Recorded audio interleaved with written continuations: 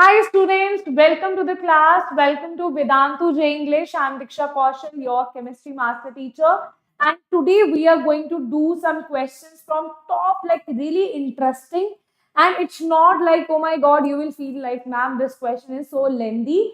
So I have specially picked up those questions for you. Some of the questions you might feel are lengthy, but some of the questions you will feel that there is some important concept involved here, but otherwise, you can also solve the questions of JEE Advanced in 1 or 2 minutes also, right? So let us see and solve top 20 questions from Rank Accelerator book that we have for you, that is specially for JEE Advanced, right? So it's not only that you need to have some lengthy questions in the exam, but there are also some questions which take less time, but they are the concept behind it very interesting, right? So let us start this. First question is the correct heat of hydrogenation. So now heat of hydrogenation is related to alkene by how? So it is directly proportional to the stability of alkenes. Okay, we say that it is directly proportional to the stability of the alkene. Stability of the alkene. That is why what we need to understand, what is the most stable alkene here. Now we know that these are double bond, single bond, double bond, single bond, double, double, single, double, single, double. So both of these are conjugated, right? Like it is in the conjugation, double, single, right? But here you can see conjugation is over here. No, there is no conjugation actually in this.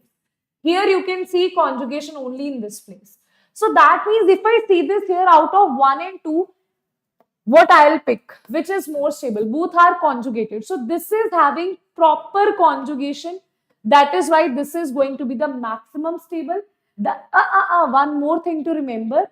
Here, stability, it is inversely proportional to stability of alkene, not directly. I think by mistake I have written here. It is inversely proportional to stability of alkene, right? So if you see this here, one is going to have the maximum stability. That is why minimum, it will have the minimum value of height of hydrogenation. So that means all the other options are eliminated here, right? Now, let us see why this is the correct answer. Okay, let us see, because options can vary, right? So here if you see, this is double bond, single bond, double bond. This is double bond, single bond, double bond, right? So that means why this is more stable, this is less stable? Because here you have extended conjugation. I'll just write here you have extended conjugation. Here you have cross conjugation. Extended conjugation is more stable as compared to cross conjugation. So that is why stability of alkene is 1 is more maximum stable. Then you have 2. After that, what you have out of 3 and 4? This does not have any conjugation, right? This has conjugation over here. So then you will going to have 4th, and the last is going to be 3. You can also understand this by hydrogenation, right? You can also understand this by that more alkylated alkene is more stable. So there are various methods to understand this, right? Okay, understood, right? You can also tell this difference by telling that, okay, the one which is more highly alkylated, right? That also can answer, right? But our what we were having in this option, I think our solution, we got the solution only by extended cross, and to know that which is having conjugation, which does not have any conjugation here. So answer will be D is the correct answer here, right? Next question is, CD triene is more stable as compared to CDEN, right? So this is triethylene, right? Diamine, right? And here you have ethylene diamine. Now, if you talk about this thing, triethylene, right? That means 3 ethylene groups you should have. This is 1 ethylene, this is 2nd ethylene, this is 3rd ethylene. Triethylene, right? And you will have, each ethylene will have 2 NH groups here. That is why this is going to be, this basically, this whole is going to be your group, right? This whole thing is going to be your ligand, right? This whole thing, I'll just mark it here.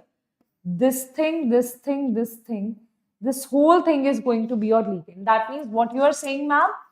That means This CH2 linked with this nitrogen, then this thing here CH2, then this thing here CH2, then this thing here CH2, this thing here CH2, this thing here ethylene, right? Ethylene. This is going to be your full tri-ene, right? Triethylene diamine, right? So that is why here it is going to donate coordination compound, make coordination compound from this side, and this side, right?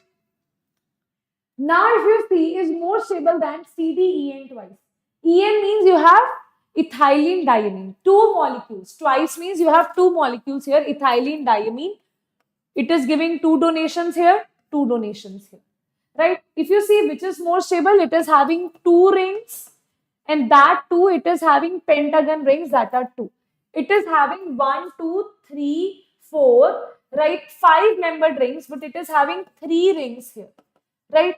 More the number of chelate rings, more is going to be the stability. So that means we can say that this statement is true, that it is having more rings, that is why it is more stable. Next thing is that if we say that if bond complexes, if both the complexes are formed from cadmium, right? Both the complexes are formed from this thing. That is, you had 4 ligands initially. They are talking about delta S will have a larger positive value. See, delta H will be positive, right? That means we are talking about randomness. If randomness is increasing, that means the number of molecules, if they are increasing. So if you see this structure, earlier you had only, with this cadmium, you had only 4 water molecules. Now you have 1, 2, 3, 4, 5, 6, 7, 8, 9, 10 10 atoms, more than 10 atoms. 10 atoms are directly linked here, right? Okay, in that particular ligand, right? Except for hydrogen, right? That means this is obviously increasing the randomness. This is obviously delta H is positive. In this case, if you see, again, you only had 4 water molecules, but now you have 1, 2, 3, 4, 5, 6, 7, 8. That means more molecules are involved here. Randomness is increasing here also. But where you can see randomness is increasing more. Here you can see more randomness you can see over here. In the molecule only it is, you can see that randomness is more here. So that is why this is having more positive value. So they are saying delta H will have larger positive value for triene. That is correct. So both the statements are correct. Right? Now we have to see, are they giving the explanation or not? So if you see this here, 1 is true, statement 2 is true, statement 1 is correct explanation or not. Okay. Statement 2 is not correct explanation. Statement 2 is correct explanation. So if you put why it is more, so what you will get here, because the entropy is increasing here, that is why whenever the entropy, that is the reason we say chelate is providing the stability, because chelate formation, it will provide you more entropy. That is the reason stability will increase. So that is why here it is also explaining it. So answer will be statement 1 is true, statement 2 is true, statement 2 is the correct explanation for 1. Is that clear to everybody or not? Right? Is that clear? Okay. Next question here is, next is a sample of 16 gram of charcoal. You have 16 gram of charcoal was brought into contact with CH4 gas contained in a vessel of 1 liter. Okay. A sample of 16 gram of charcoal is brought into contact with CH4 gas in a vessel of 1 liter at 27 degree. Okay, the pressure of the gas was found to be this to this. That means initial pressure of the gas was this. Okay, gas contained in a vessel of this. Initial volume is given to be this. Initial volume is given to be V1. Final pressure is given to be P2. Okay, this is in torr. We have to convert it into atmospheric by dividing by 170. So you can say P1 is equals to 760 by 760. That is going to be 1 atmospheric. Right? That is going to be 1 atmospheric. Okay. Again, we have to read it again and again. That is how you solve the JEE Advanced question. A sample of 16 gram charcoal is brought into contact with CH4 gas. Charcoal is brought into contact. Okay. The pressure of the gas was found to, okay. Density of the charcoal sample. Now for charcoal, density is given to you. This is for charcoal. This is for charcoal, density is given to you. For charcoal, what is the volume of CH4 gas absorbed per gram? Okay. So 16 gram, firstly we will find it for 16 gram. What is the volume observed for 16 gram? Right? Okay. For 16 gram, we have to find the volume. Right? Pressure is given to you. Final pressure is given to you. Right? With the help of pressure and volume, right, we'll be able to calculate that for 16 gram. Let us see that how. So first thing is, if you talk about initial moles of CH4, that is, we know that N is equals to PV by RT. We will not put the value of RT here. That is not required. Eventually, it is going to cancel only. So that is not required right now. Okay. So P1, if you see initial moles of CH4, we know that initially it is P1, V1. This is RT. P1, V1, we already know P1 is 1 atmospheric. V1 is given to be 1 liter. So can I say initial mole is going to be 1 by RT? Can I say that both are going to be 1, 1? So can I say that it is going to be 1 by RT? So initial moles of CH4, I am writing it here, that is 1 by RT. Okay. Now after adsorption on the methane gas, the volume occupied by CH4. Now because charcoal gas is over that methane, charcoal is over that methane gas. So some volume is occupied by charcoal, right? That means after adsorption, volume occupied by the CH4. Let's say you have water here, right? Initial water is this much. Now how much water I'll drink will define the amount of water that is left behind. Similarly, this is a space, right, where you are absorbing something. So the amount that is on this, that surface that it has consumed, the amount left will be the CH4 surface, right? That means, can I say that volume of vessel minus volume occupied by charcoal it will be? Now, volume of vessel, if you talk about, ma'am, volume of vessel, is that given to you? Yes. If you see this, contained in a vessel of 1 liter. They have given you that the vessel is 1 liter, in that CH4 is also 1 liter. So vessel is 1 liter, that we know. That means it is 1000 milliliters, right? Okay, if you want to convert it into milliliters, right? Now, what is this? Ma'am, volume occupied by charcoal. By charcoal, do you remember that density? I'll just write it here. Volume of charcoal. You know, density is equals to mass by volume. So volume will be equals to mass by density. So can I say volume of charcoal will be equals to mass by density? Now mass is given to you, that mass of charcoal is 16. Density is 1.6, because it is centimeter cube, that means this is given in milliliter. Okay, so that will be 16 by 1.6. So I can say 10 is the, wait a minute, 16 by 1.6 is it? Right? You have to, this is 10. Okay, volume of charcoal is coming out to be 10. So 1000 minus 10, you will just directly put it here, 1000 minus 10. Okay, I'll just directly put it here. That is 1000 minus 10. Okay, that is 1000 minus 10, that is 990 milliliter is going to be the answer. Right? Now pressure of the gas after adsorption, final pressure is given to be P2, that is 608. So P2 is going to be in atmospheric 608 by 760. That is going to be the pressure in atmospheric, right? So that is your P2 value. Now we know that what is the V2 value, what is the P2 value. So can we V2 value we don't know. We know the value of P2, right? Okay. So pressure of the gas after adsorption, that we know. After adsorption, what is the pressure of the gas? We know after adsorption the volume occupied by CH4. Right? Now, the final moles of CH4 is going to be what? So, the final moles is going to be, again, N is equals to PV by RT. Pressure is this that we have put here. Pressure is this. right? Volume, if you see, volume we have calculated it as, you have put it in, we have put it in 0.99 liters. Okay, right? Pressure we have put, volume we have put, right? Divided by RT, right? That we know the number of moles here. Wait a minute. We should also put liters here. Also, we have put liters. No? Yes. Here also, because V1 also is in liters, so this also yes. Okay, that's what I was thinking. Why we are putting this volume in liters? Reason being because initially also this is in liters, so this also will be in liters. Okay, so this is going to be in liters, and you will put this value. You will get your answer here. Now you have final moles of CH4 in the container. Initial moles you have, final moles you have. Rest of the number of moles will be of charcoal.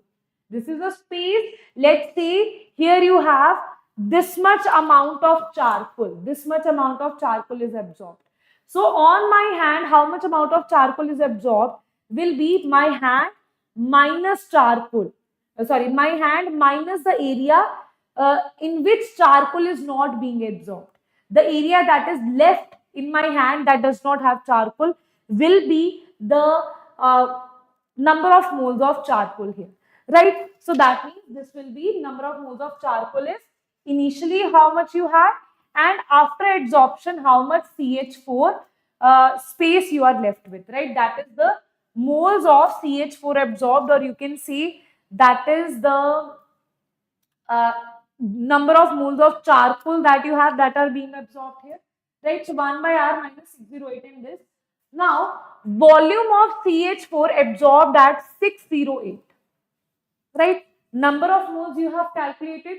Directly what we will do, PV is equals to nRT, right? So we know that V is equals to nRT divided by V, right? Sorry, divided by P.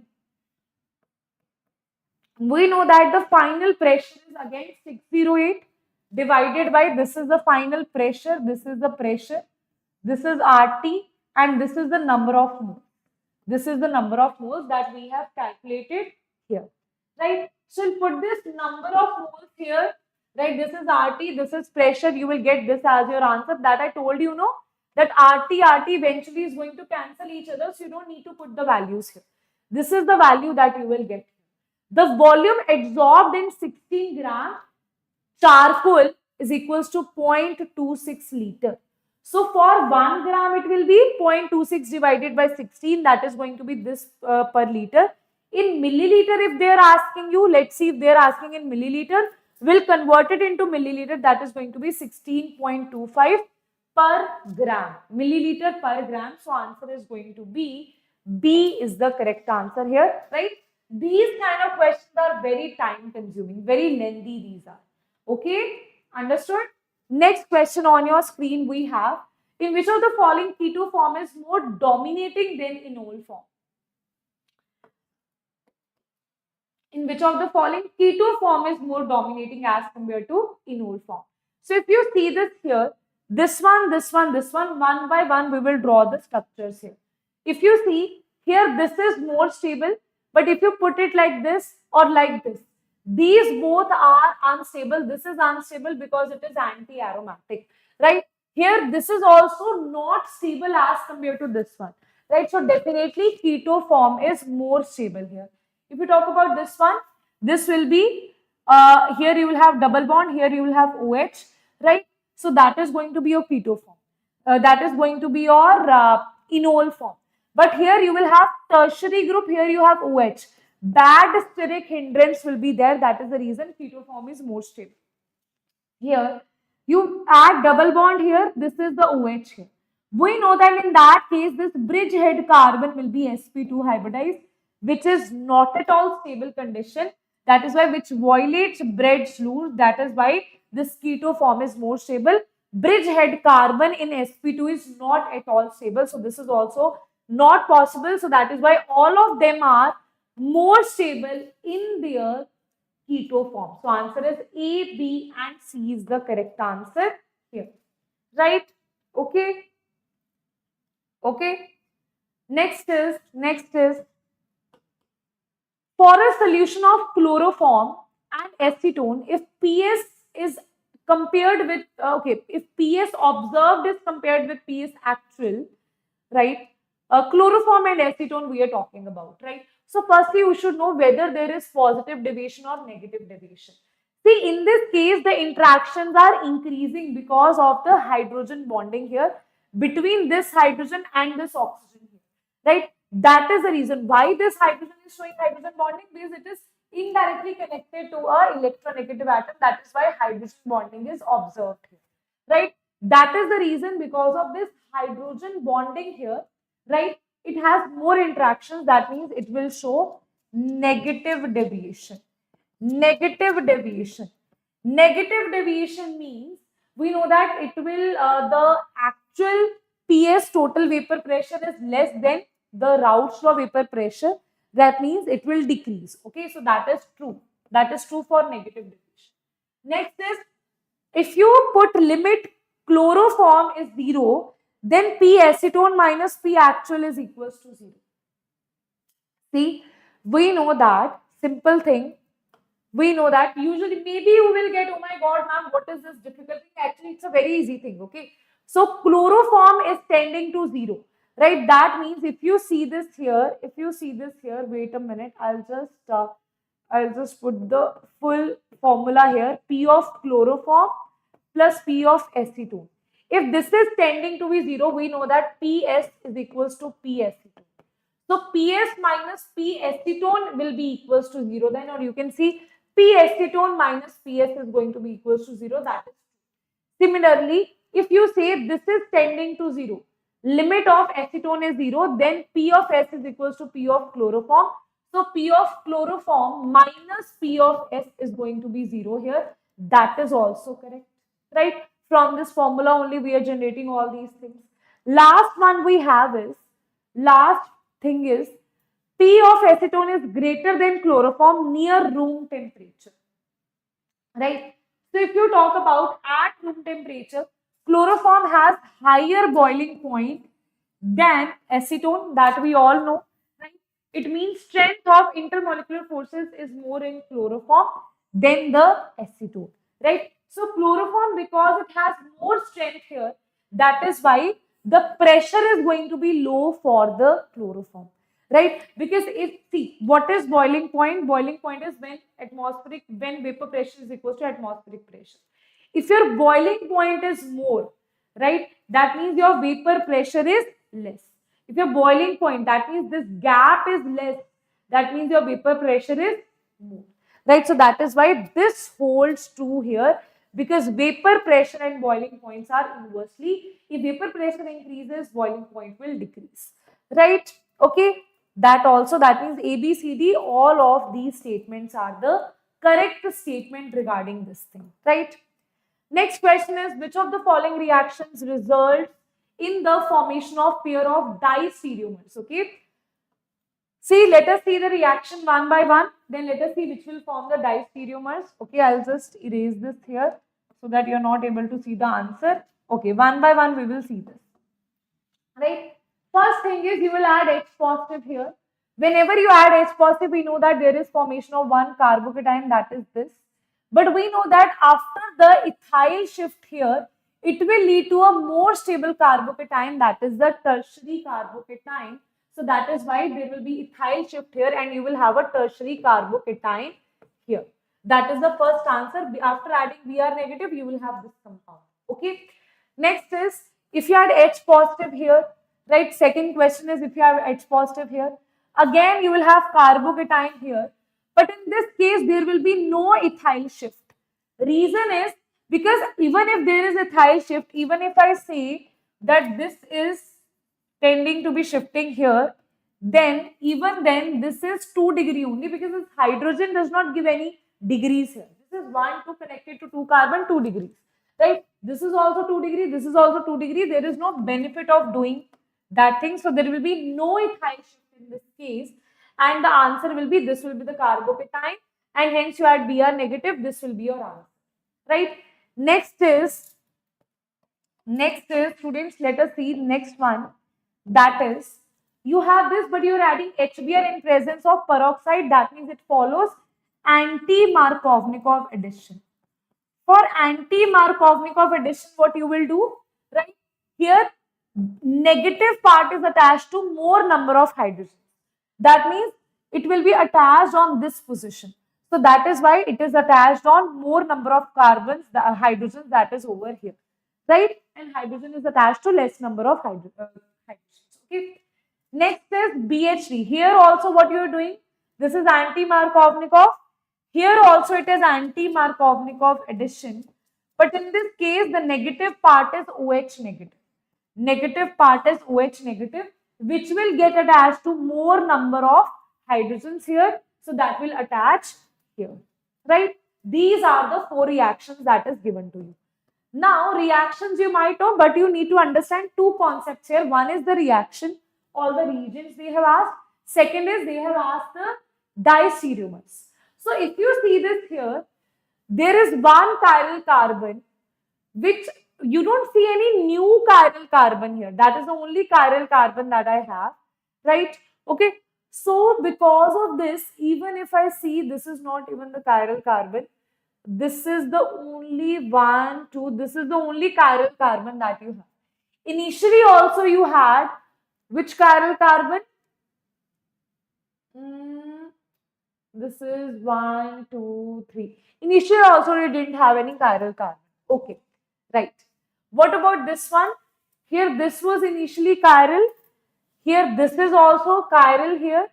But here because of the addition of Br negative, on that point you have the addition of 1. On that point you have the, on which carbocation was formed, on that point you have the addition, have the formation of 1 chiral carbon here. Right? Okay. Chiral carbon means there will be chances that definitely it is going to give you stereoisomers. This is also going to give you the stereoisomers, right? Okay, because addition of new chiral carbon is there, right? If you talk about this one, it is not going to give you any new chiral carbon. It is the old one only. This also is not going to give you any new chiral carbon, right? Out of this, if you see this thing here, right, that is going to make CH3, CH3. Because of this thing over here, that is going to make CH3, CH3, right? That is the reason it will make superimposable. At least there will be mirror image here, right? Superimposable mirror image. If you talk about this thing here, it is going to add new chiral center on that carbon only. That is why it is going to make distereomers. That is, it will not form the mirror image, right? Okay. So answer will be B is the correct answer here. So depending upon chirality rather than mirror images also you can answer, right? Next question is the sum of IE1 plus IE2 plus IE3 plus IE4 is given to you and they are asking you this question. Let us see how many of you are able to answer this. These kind of questions are my favorite.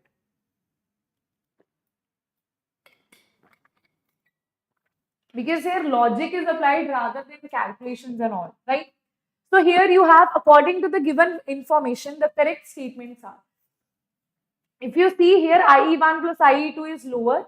So in P and Q, when you lose 2 electrons, P has less energy as compared to 2. That means easily you can take away electrons from P. 2 electrons you can easily take away. That means P2 positive is more stable than Q2 positive. That is the correct statement here, right? If you talk about 3 and 4, so when you take 4 electrons, then this is more. Then P is having more as compared to 4. That means it is difficult to take 4 electrons from P.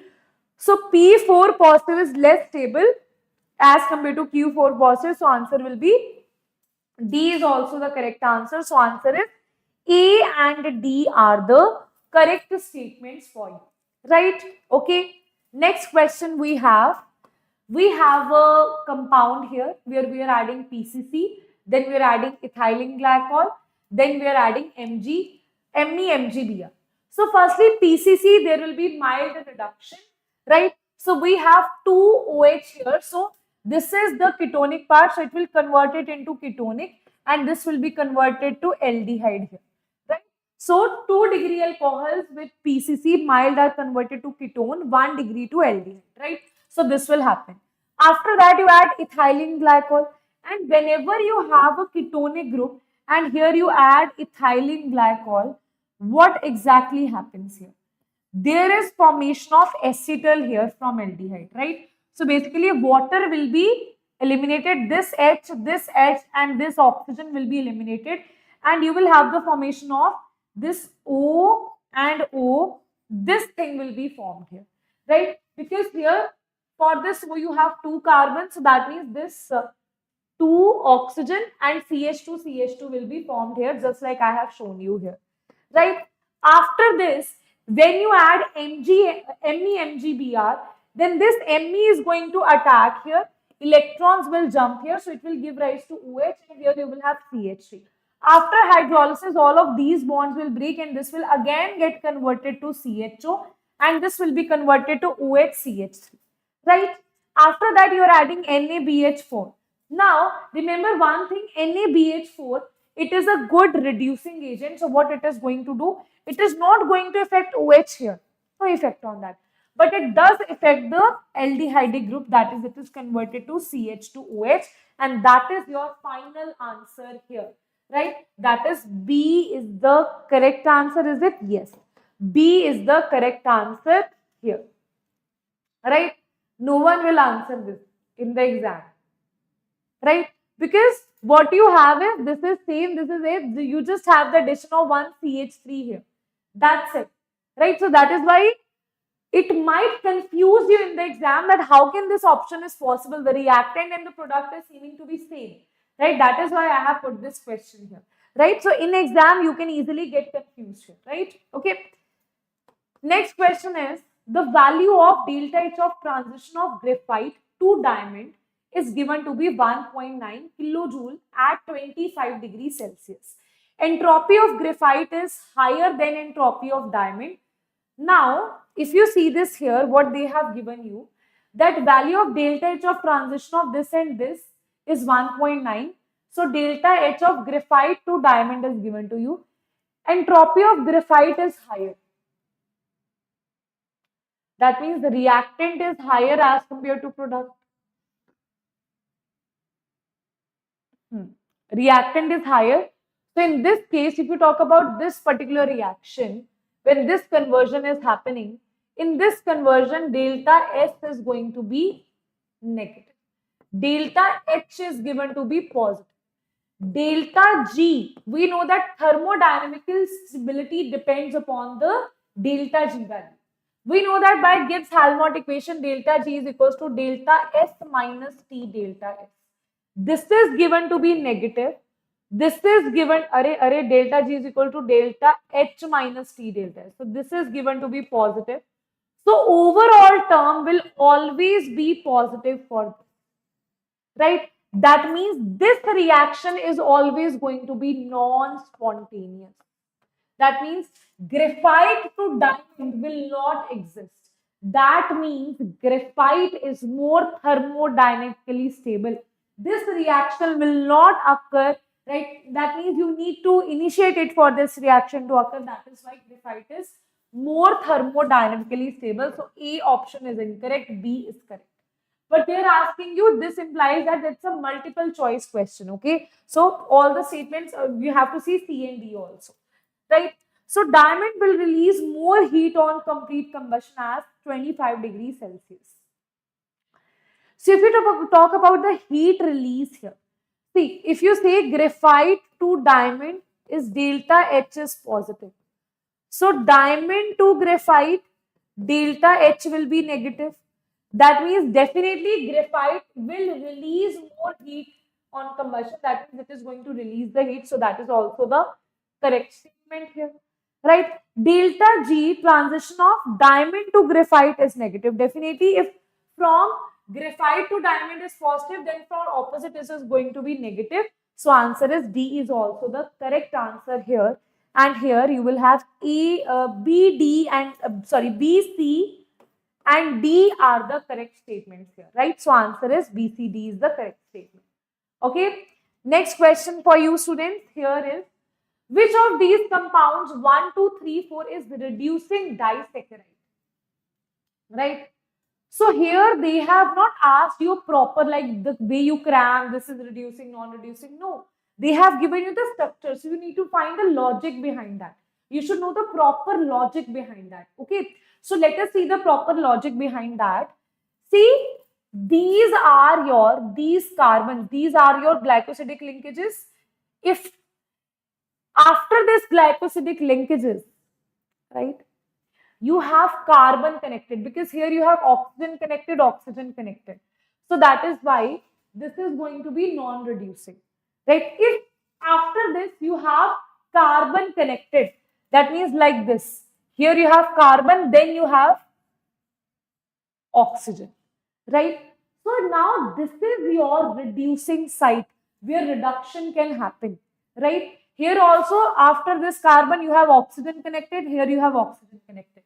Here also, here also you have carbon connected here. Here you have oxygen connected, right? But here also you have carbon connected. This also can be your reducing site, right? But if you talk about this thing here, because of this OCH3, it is non-reducing, right? So this is non-reducing, this is non-reducing, this is non-reducing. This over here does not have any OCH3 also. So this is going to be your reducing sugar. So answer is second alone is your reducing sugar. So answer is B is the correct answer. Okay. Next question is, let us see this. Correct match of column 1 with column 2. So correct match you have to see. So basically this is for the colorations which it is going to give you. So I'll directly show you the reactions here and the colors here. Very important, that is, if you talk about this reaction here, it is going to give you this compound that is violet in color. So directly what will happen? Instead of this 2, you will have 4 here. And here you will have the addition of 1s. That is Na4FeCN5NOS. That is of violet color. Very, very important color. Right? Very, very important. Color, compound, formula, everything is important. NaSCN with FeCl3 is going to give you FeCN thrice, which is of blood red color. Na4FeCN6 is going to give you Prussian blue color. That is of Fe. Instead of Na, you will have Fe here. Rest of the things will remain the same. Here you will have 3. Right? So that is Fe4FeCN6 thrice. That is Prussian blue color is obtained. Now Na3PO4 for phosphorus, we use this. Right? For the test of phosphorus, we have the yellow precipitate of NH4 thrice PO4.12MO3. For this, what I tell the students, how to remember this? Here you have NH4. This is NH4. Here you have 2. Right, here you have 3. Now, basically what will happen, directly what you can remember here, you have NH4 which is positive. How to? Because this formula is difficult to remember. Right, so this is PO4, phosphate is like this, 3 negative. Right, cross multiplied, you will have NH4, this is thrice, this is PO4. Till here, you know, ammonium phosphate, right? Now, here you have MoO4, right? Subtract 1 oxygen from here and instead of that oxygen put 12 here. That is just a way to remember, right? Subtract 1 oxygen here, put 12 here and you will get your answer here. Okay, and you will get your answer here, right? So according to that, you can match this. Then A is giving you which color compound? That is violet color compound, that is S, right? None of this has AS, so answer will be A is the correct answer. B is giving you blood red color PPT, so it is R. Yes. C is giving you blue color PPT, so it is Q. D is giving you yellow color PPT, that is P. So answer will be A is the correct answer. It's a very, very important question. 4 questions they have asked here, right? But in this one question only, right? Next, they are talking about that they have given you some inferences here that this is going to properties of metals and these are the metals.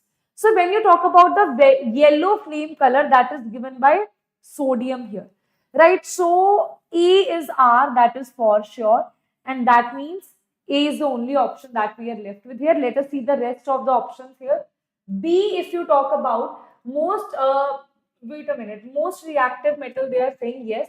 Sodium is also one of the most reactive metal. That is why we put it in kerosene oil. So that is also possible.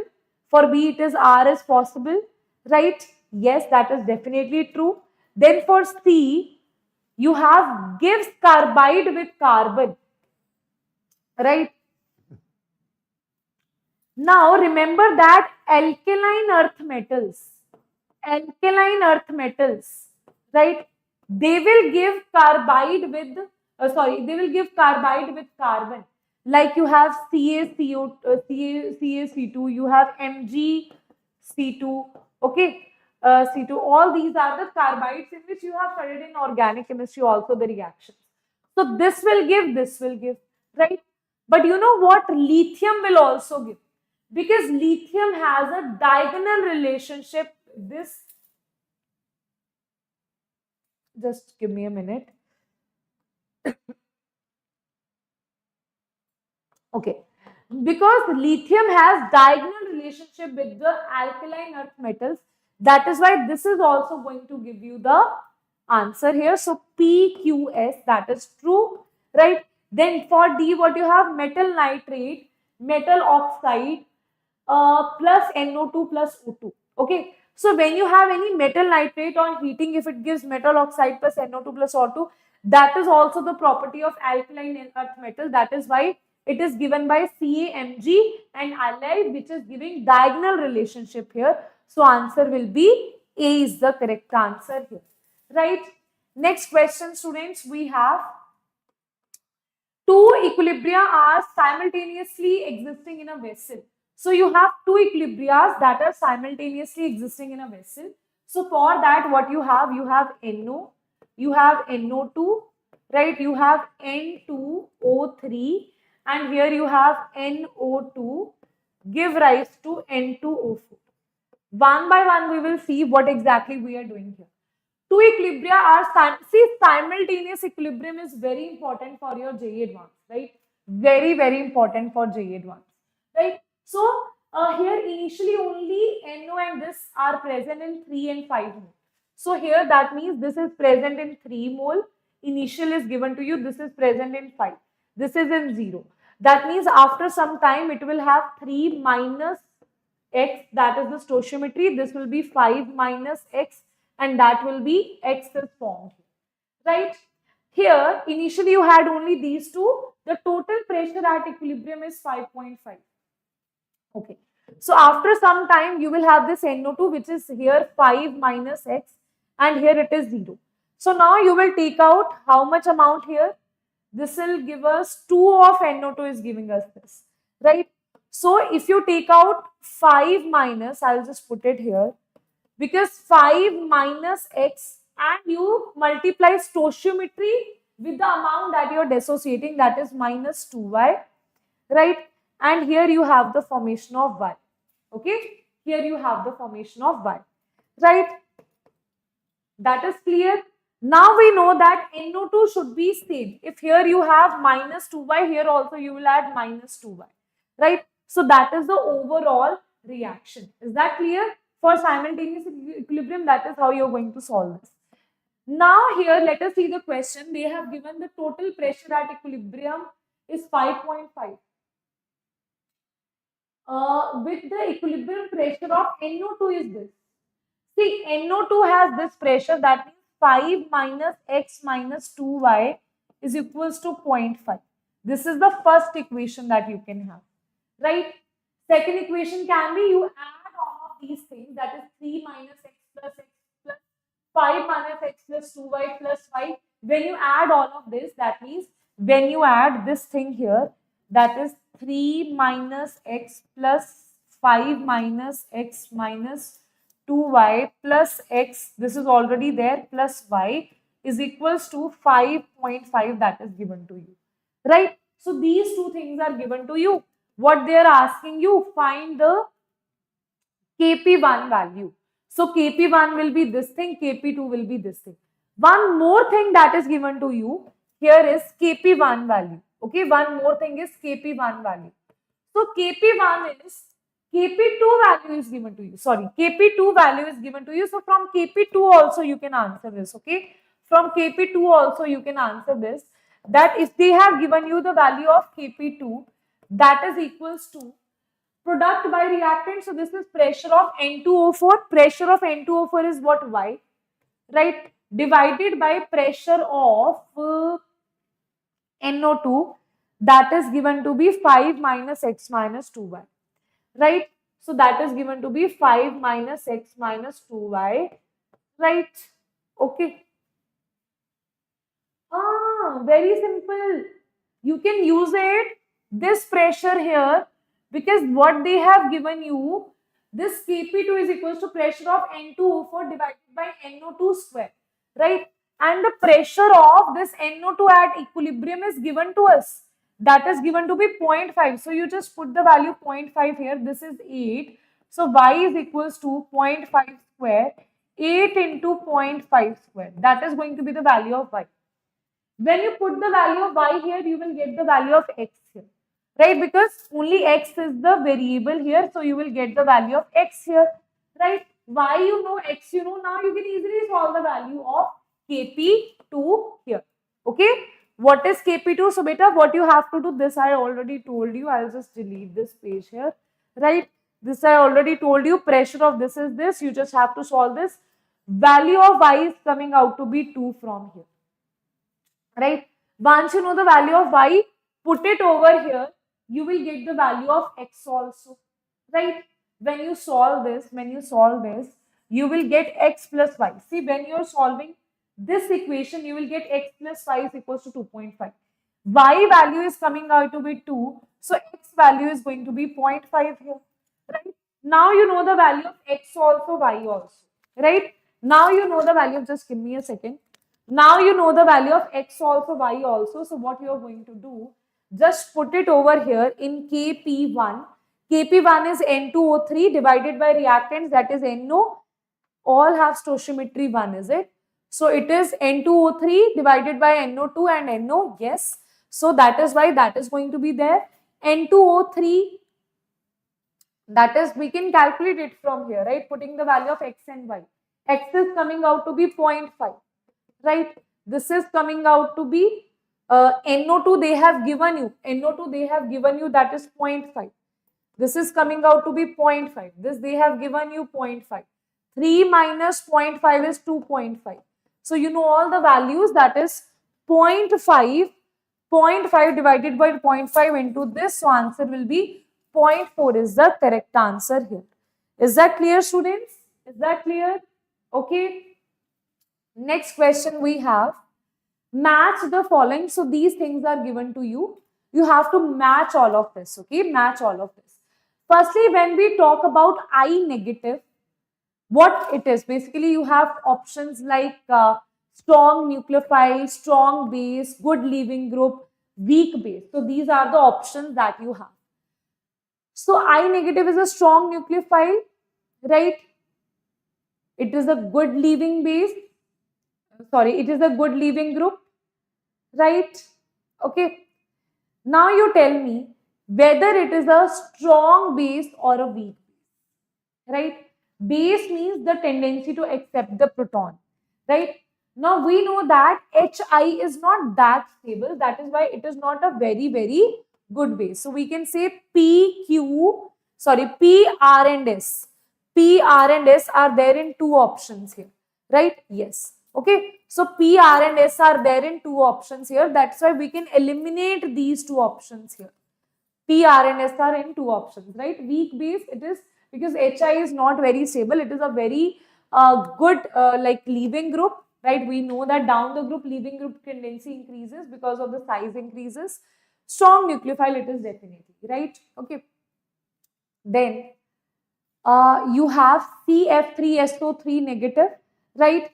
Now, if you see this here, that is definitely a very good leaving group. That is very famous also, right?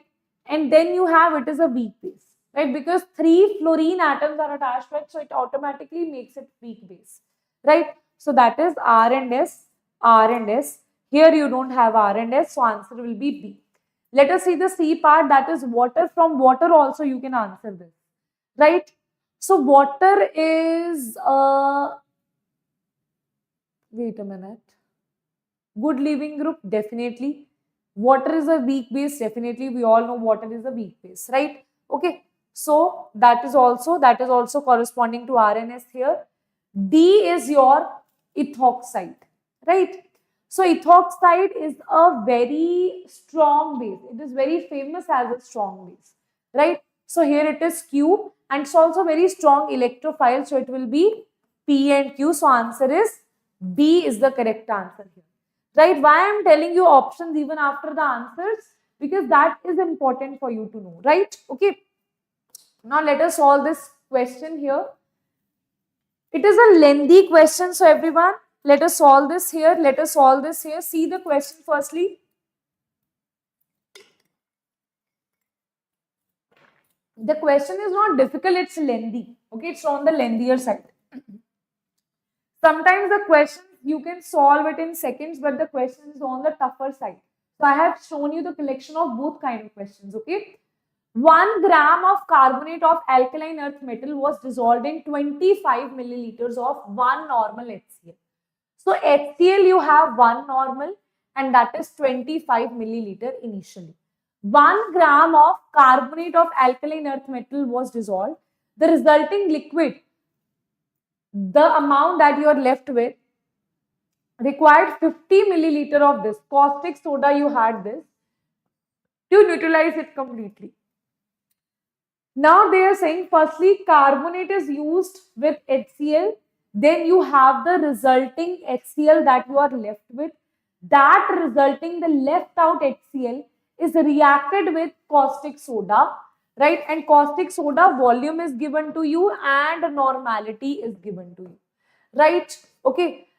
To neutralize it completely, also falling. Okay, so as they are talking about equivalent weight, so we will follow equivalents only, right? So firstly, what we will use here, caustic soda we have here. Firstly, we can see, because we have N1, V1, N and V are the equivalents, right? From the equivalents, we can equate the equivalents of caustic soda with the HCl that was left after reacting carbonate, that is M carbonate, right, with the HCl. The HCl then you will left with. That left HCl is reacted with NaOH. So now we are going to react. We are knowing, they are saying that to completely neutralize it. Completely neutralize means these two things, the equivalents are equal. Completely neutralize means equivalents are equal. Equivalents are equal. Equivalents are equal here, right? Okay. So that is why we will equate the equivalents here, because they are both strong acids and strong bases. So let's equate these two things. So when you equate the equivalents of left HCl and NaOH, for caustic soda they have provided you N and V. For HCl they have provided you N, and V you don't have. You will say, ma'am, V we have. This is the initial volume that you had over here. Capital V, that is given to be 25. This you don't know. This is a question mark. This you will solve here, right? So here what we are going to do, we are going to equate it directly. That is equivalent of HCl left is equals to equivalent of NaOH. It is 1 into X.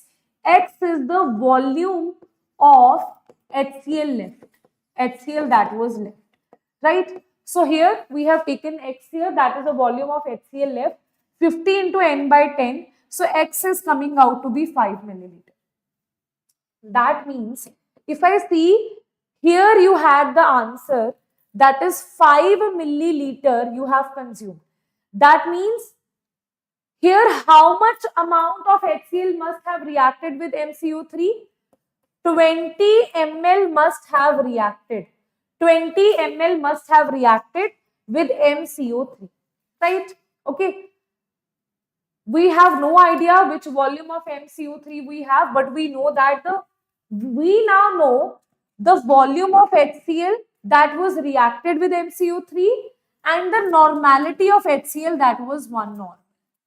That means these equivalents we know and we have to equate it with these equivalents, right? Only then they will consume together and that reaction left will be consumed by this NaOH, right? That means the equivalents of these two are also equal. Right? So these equivalents are also equal. So equivalent of MCO3 is equals to equivalents of HCl. This we know that this is 20 milliliter and this is 1. Now you will say, ma'am, what is this into 10 raised per minus 3? Students, see one thing. Equivalent of anything, it has two formulas. Equivalents have two formulas. One is normality into volume. Other is weight by equivalent weight. Right? Now if you see this here, NV we have used here, that we have used N into V here. Here volume is in milliliters, right? But if you see here weight is in grams, this will also be in gram equivalents, right? That means you can compare gram with gram, you can compare milligram with milligram, right? Okay, so that is why we had to convert this into liters. Okay, that's why we converted this into liters here. So that was converted into liters, right? This was weight by equivalent weight. Weight was given to be 1 gram. If you see initially it is given to be 1 gram. Equivalent weight we have no idea. We will calculate the equivalent weight here. Now equivalent weight will come out to be 50 from here, right? And you should know that, yes, equivalent weight is equals to molecular weight divided by N factor. That means molecular weight is equals to N into equivalent weight. Equivalent weight we have calculated as 50. If we know the number N factor here, then we can calculate the molecular weight also, right? So now N factor of MCO3. See, this is M2 positive, this is CO3 2 negative. Only then they will cancel out and give us MCO3. Like you have NaCO3, sorry, Na2CO3 is there because here you have 2 positive, right? See, this is given to be, wait a minute, I'll just tell you, alkaline earth metal here. We were talking about M2 positive here. So that is why it is making MCO3 here, right? That means we know that the N factor, number of electron lost here will be 2. So N factor of MCO3 is going to be 2, right? So you put it here, you will get the molecular weight, that is 50 into 2, that is 100. We now know the molecular weight here, right? We now know the molecular weight here. If you see, molecular weight can also be, we know that this is MCO3. We right now don't know what is M, right? We don't know what is M, right? So what we do, this let us take it as, let's say they have taken it as M, I'll also take it as M, right? This is M plus this is carbon is 12, oxygen is 16 into 3. Oxygen is 16, 3 oxygen means multiplied by 3. So this is your total mass here, right? This is the total mass. Now here atomic weight of metal, you can easily do the calculation, that is coming out to be 40 grams. Let us see what they asked you here. They asked you different equivalent weight of metallic carbonate, equivalent weight of metal, equivalent weight of metal, equivalent weight of metallic carbonate. So equivalent weight of metallic carbonate we have calculated as 50. So that means the answer is going to be 50. That is correct, not 40. For metal, the equivalent weight is what? Metal is what? Molecular weight by N. Molecular weight is coming out to be 40. Divided by N factor is 2, it is coming out to be 20, right? N factor for MCO3 and M is going to be 2 because of alkaline earth metals. So that is coming out to be a 20. So this also C is not the correct answer. A and B are the correct statements. Okay, understood? Yes, everybody understood? Okay. Now, next question here is, in a solid oxide, they are saying in a solid, oxide ions are arranged in CCP. That means they are arranged in cubic centered, right? So that means in CCP, it always has 4 is the sites that it will have. So oxygen will have 4, right? Cations occupy 1/3 of tetrahedral and cation B occupy 1/3 of octahedral, right? So if you see the 1/6 of number of tetrahedral voids, and this is given to be 1/3 of octahedral voids. Simple thing is, when you talk about a CCP structure, in that case, octahedral voids are 8, that you should remember, and tetrahedral voids are 8 and octahedral voids are 4. By this, the answer will be 4/4/3 for both of them. So answer will be A 4/3, B 4/3, 3 it will cancel out. 4. You will multiply it by 3, so it will be A4, B4, A4, B4, 4, 3, 12. Then it will be ABO3 when you divide it by 4 here. Right, so answer will be ABO3 is the correct answer. That is, A is the correct answer here. Right, next question is, compound Q has some dipole moments are given to you, right? So we have no idea what is this compound. That is the important thing here. It is not given to us what is the compound. The question is not very difficult, but you have to assume, you should know, you have gone through, if you have gone through ample amount of examples, then this will be very easy for you. Zero dipole moment, a trigonal structure, that means this kind of structure will be there. Zero dipole moment, that means this is X, then this also will be X, right? Okay, that means all the lengths are same here, all the atoms around it is same. An electron deficient compound, we know one electron deficient compound, that is boron, that forms this kind of structure with any halide here.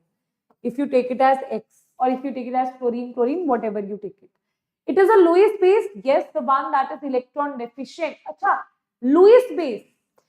Lewis acids are electron deficient, so that electron deficient is Lewis acid, not Lewis base.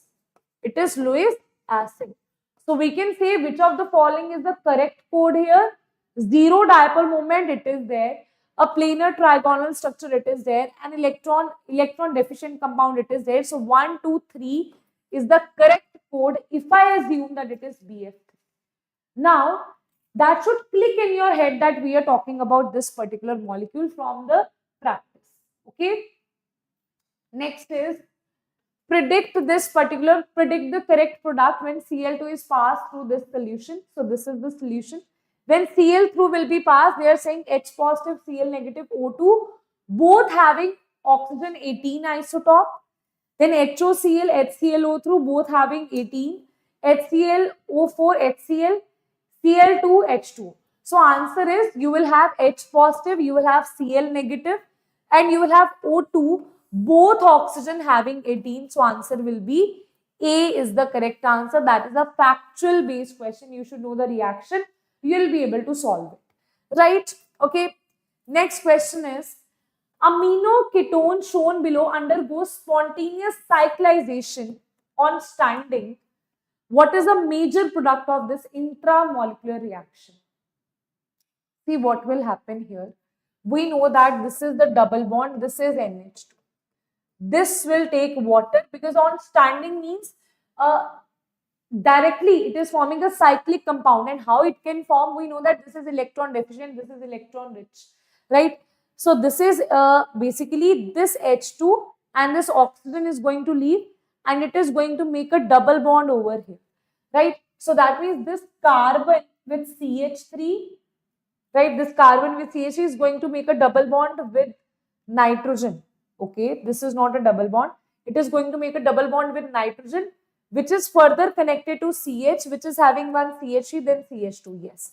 So answer will be D is the correct answer. That is how water will be removed and you will have C double bond N here. That is the important part here, right? So D is the correct answer. That should click in your head, right? That okay, this question they are talking about. This is the thing that it's not a very general reaction that you will see. I think this is the last question of today, guys. Like last question, let us see. An ideal gas undergoes a reversible isothermal expansion. First thing is, they are saying 1 to 2, they are undergoing reversible isothermal expansion, right, from 1 to 2. This is from 1 to 2.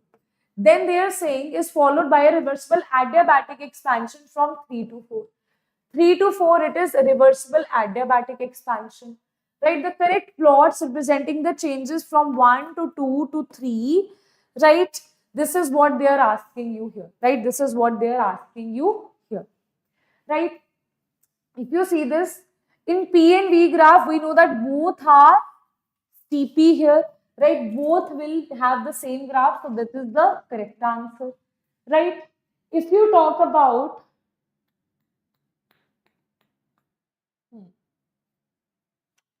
I think, yeah, this also, if you talk about H and S here, let's talk about P and T here, right? Okay, PV is equals to nRT. We know that first thing they are saying isothermal graph. Isothermal means T is constant. So PV is constant, right? Acha, when I am talking about graph between P and T, for 1 and 2, with temperature, pressure, if temperature, see temperature is constant, then pressure is changing. Pressure is changing at constant temperature, okay. But when you talk about adiabatic, with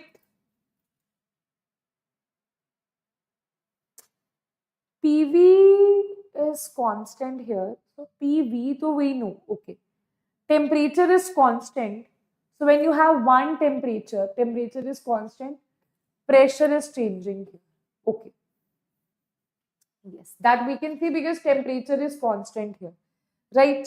Okay. At constant thermal expansion, and there is also expansion. Expansion means there is the heating. That means expansion means pressure is going to decrease or increase. Pressure is going to decrease here and pressure is decreasing here at constant temperature. So that will be true. And here what we are doing, pressure and temperature graph, right?